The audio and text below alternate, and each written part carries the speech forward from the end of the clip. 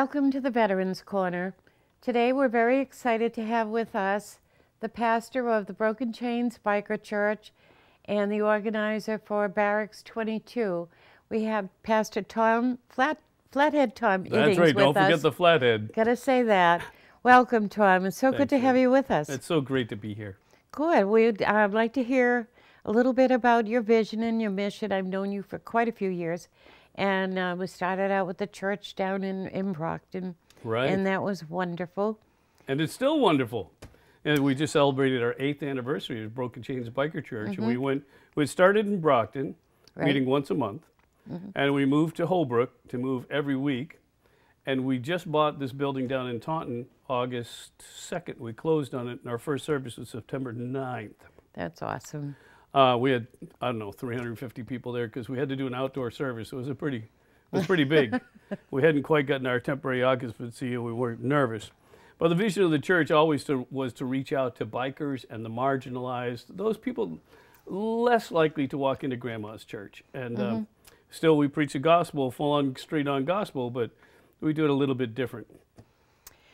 So the church in Taunton now that you've bought, I heard that you've kind of refurbished it and you made it more comfortable for people, took out all the pews. Yeah. Tell us about it. Well, when we bought the building, it's a beautiful building, built in 1862. It's gorgeous, post and beam construction, just a beautiful building. But it had pews, and we don't use pews. We use tables and chairs. We served meals. In fact, last Friday for our 8th anniversary party, we barbecued up a bunch of chicken, and so we have people eat in the service or have snacks and stuff while the service is going on. So it's a little bit different, but more like I guess going to a biker event, where you have tables and a band, and it's fun. It's fun to be a church. Yes, it is. And I've been many times, and I've always enjoyed it, and especially the music. Yeah. Oh my word, you have great music. Well, and the band has stepped it up. Believe it or not, Eric Lee Brumley has stepped it up, and it's really impressive. So it was heartbreaking to take out these pews that were built into place and made of American chestnut wood that's in this extinct tree. So we've saved the wood and we're using it around the building. But you got to make some changes. Plus we're putting in bathrooms and indoor plumbing. That's going to be a hit when that happens. And how old is the church? 1862. Wow. Yeah. Yeah, and the parsonage on the property was built about the same time, maybe 1870 or so. A big, beautiful, also post and beam building, but beautiful, well-built building. So, now I remember when you originally started out, it was mostly with bikers. Yeah. And it was really exciting because you had so many clubs come together and worship together and get along. Yeah. And then when you moved to Holbrook, even just before you moved over to Holbrook, there was a change. You had more people from the community attending. Yeah. And then when you went to Holbrook, I noticed you had quite a difference in attendees. Because the geography changed, and a lot of people weren't going to take the train. Holbrook was nearly impossible to get in and out of on a Friday night at 7 o'clock. It was very difficult. As our superintendent of the Assemblies of God said, you have to really want to come to church to come to Holbrook and climb 3 flights of stairs. Exactly. But once you were there, it was pretty cool. It was. But it was we lost a lot of people. We still had mixtures of club guys. We still did, like this last week, we had 5 or 6 different clubs representing in the place. But I think it is more important that we're also becoming a community church, which is, we're a biker community, but also community. We have a lady who lived in the neighborhood. She's 75 years old, not a biker, loves the church. And she's part of our altar prayer team now, Nancy. She's been all excited to be at the church. One of the guys from the VA chaplains there. There's a number of people who've been in the neighborhood waiting for something to happen at that church. And so it's really exploded. So we're a great mixture of bikers and non-bikers.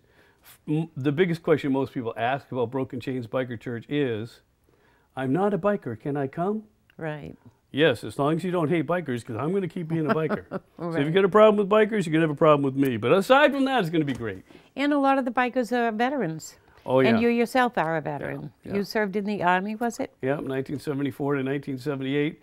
We were at a meeting with a number of veterans yesterday in Boston. And they said, yeah, and some of these older Vietnam vets, they're like 62 years old, are the youngest guys. I'm like, that's me. So when I came here to see you and I walked into the adult daycare, they almost didn't let me out. Okay. They almost, I was nervous. Oh, new client here. Yeah, that's right. So now we moved on to Barracks22. Oh, yeah. Tell us about that.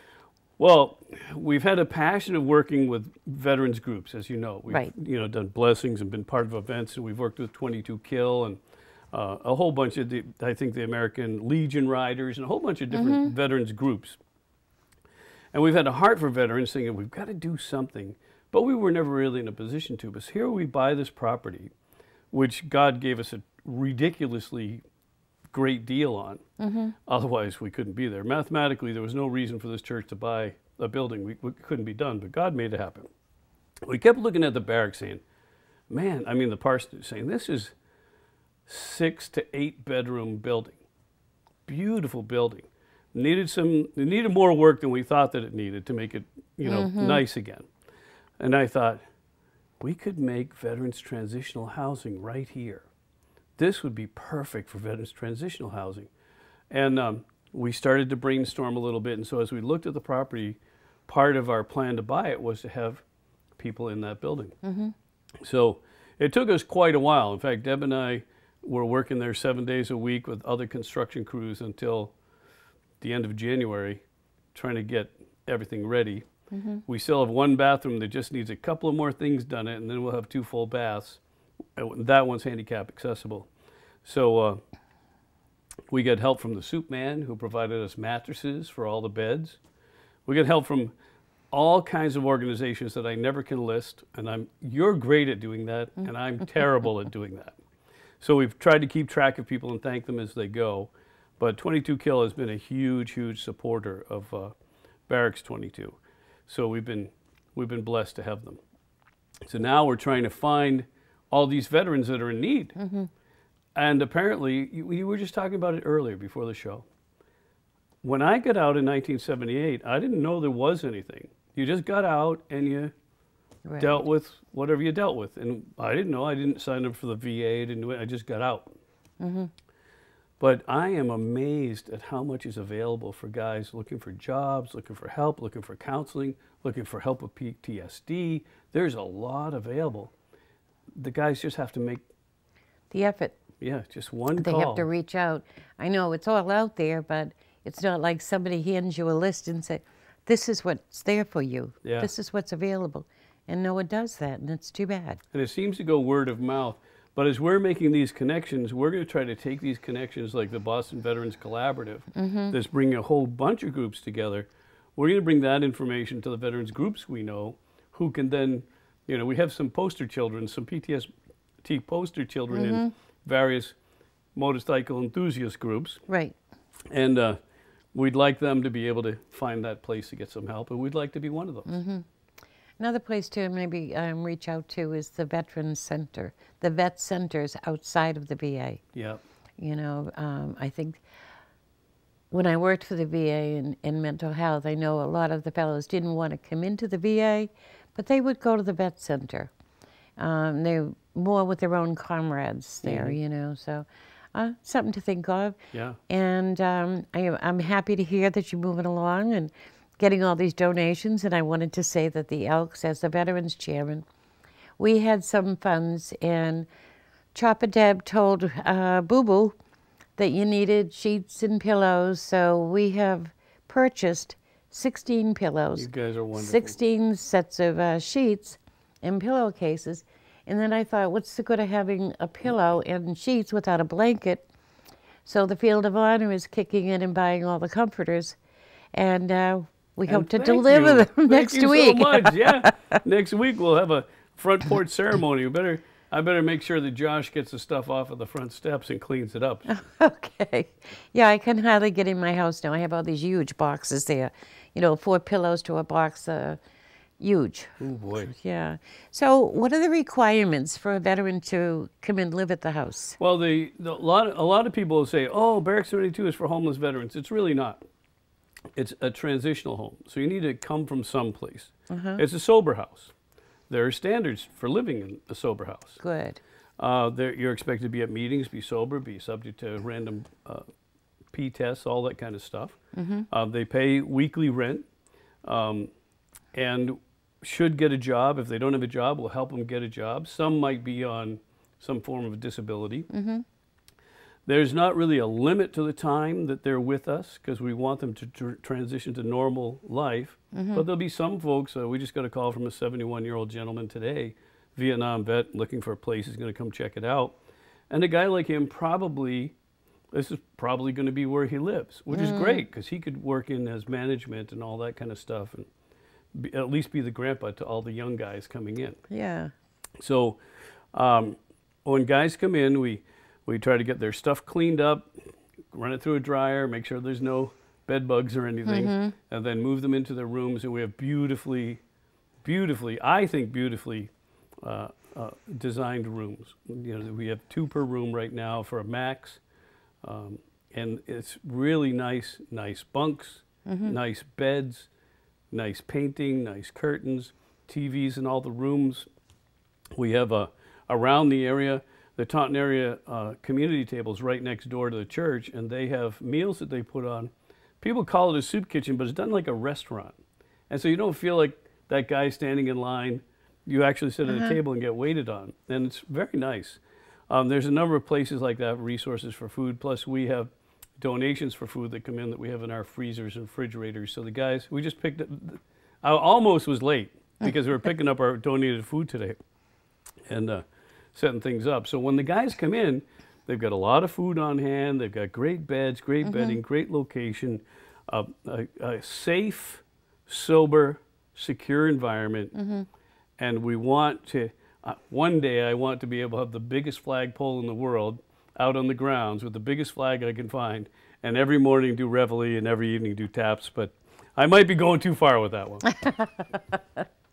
So what about counseling while they're there, or supervision, you know? Well, there's live-in managers. So you have Josh Silvashian is our live-in managing director, and he's working on training an assistant.